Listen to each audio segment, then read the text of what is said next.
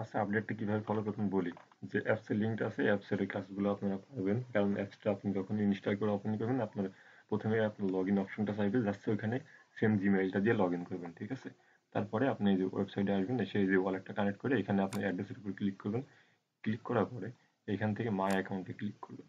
মাই অ্যাকাউন্টে ক্লিক করার পরে এখানে ইউজার নেম কিন্তু আমাদের সেট আপ করা আছে, না থাকলে এখানে আপনার ইউজার নেম সেট আপ করে নেবেন। তারপরে এখানে যে আপনার গুগল অপশন থাকবে, গুগলের উপর ক্লিক করে আপনার সেম জিমেইলটা দিয়ে এখানে আপনি লগ ইন করে নেবেন জাস্ট, ঠিক আছে? লগ ইন করে নেওয়ার পর তারপর দেখেন একটু নিচে এই যে এইখানে আপনার হচ্ছে এই যে ভেরিফাই অপশন থাকবে, আবার এইখানে লেখা থাকবে ইউ আর নট এলিজিবল, ঠিক আছে?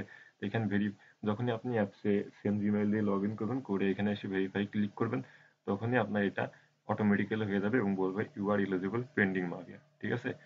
তো এটা আসলে মনে করবেন যে আপনি এয়ারড্রপের জন্য এলিজিবল, এবং 6 তারিখে, ফেব্রুয়ারি 6 তারিখে কিন্তু টোকেনটা ক্লেম করতে পারবো। এই যে এইখান থেকে এখানে দেখাবে যে আপনি কয়টা টোকেন এর জন্য এলিজিবল, এবং এখানে সরাসরি ক্লেমে ক্লিক করলে আপনি ক্লেম করতে পারবেন এবং টোকেনটা কিন্তু বাইন্যান্সে লিস্টেড হবে।